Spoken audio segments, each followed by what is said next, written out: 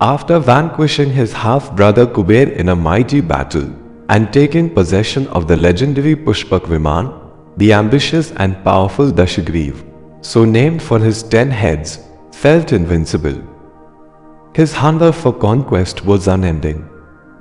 After claiming Lanka as his own and establishing a kingdom of unimaginable grandeur, he took to the skies aboard the divine aircraft, seeking new realms to explore and dominate.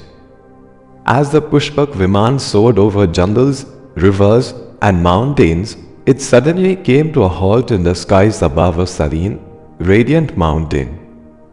Ravana, startled, stood up and gazed below. Why has my Pushpak Viman stopped? This craft is bound to obey only its master's will. There must be something sacred below, suggested Marich, who accompanied him. That mountain, it is not ordinary. Looking down, Ravana saw Kailash Parvat gleaming with celestial energy. He descended out of curiosity and pride, unaware that this was the abode of Lord Shiva. At the base of the mountain stood Nandi, the divine gun of Lord Shiva, short in stature but inspiring in presence. As Ravana approached, Nandi raised his hand in warning. Stop! No one is permitted to proceed further. Shiv and Parvati are taking rest and must not be disturbed. Ravana, bloated with ego, was enraged at being stalked. Who is this Shiva to block my way? I, who have defeated Kuber, who command the skies, am not to be halted by a mere guard. Nandi remained silent, but his eyes flared. Then he spoke, his voice calm, but heavy with divine power. You may have conquered Swarg, but your pride blinds you. Know this, a day will come, when beings as simple as Ravana and monkeys will be the cause of your destruction. Ravana, furious and mocked, clenched his fists. I shall uproot this entire mountain and teach you and your master a lesson. He summoned all his strength, his 20 arms pulsing with rage, and began to lift Kailash Parvat. The earth shook. Birds fled the trees. The gods in the heavens watched in shock. Inside the mountain, Parvati clung to Lord Shiva in alarm. The gun, terrified, cried out, Lord Shankar. Ravana is lifting Kailash. Calm as always, Lord Shiva smiled gently. Let him taste the weight of his arrogance. With but a flick of his toe, Mahadev pressed down on the mountain. Instantly, the mountain became unimaginably heavy.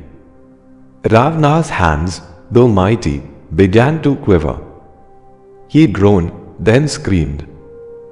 The mountain crushed his arms, pinning him to the earth. He let out a Bhishan Krandan, horrific cry, that echoed through all Trilok. The roar was so intense that the oceans trembled, the skies darkened, and even Swarg grew anxious. Writhing in agony, yet unable to escape, Ravana lay there trapped for days. Eventually, his ministers advised him, only humility can free you now. Beg forgiveness. Sing praise to the Lord, whose foot has brought you down.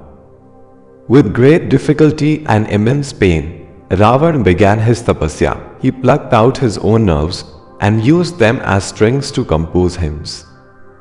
Bleeding, broken, yet unwavering, he composed and chanted verses in honor of Lord Shiva, many of which would later be part of the Shiv Tandav Stotra. For 1,000 years, he sang, pleaded, and worshipped. His pain transformed into devotion, his ego into surrender. Finally, Lord Shiva appeared in radiant form. Hey Dashagreev, you have shown both arrogance and devotion. Your cries of pain were so thunderous, they caused terror in the cosmos. Henceforth, you shall be known as Ravana, he who makes the world cry in fear. Ravana bowed low and wept, not from pain, but from relief and realization. Ask for a boon, said Lord Shiva.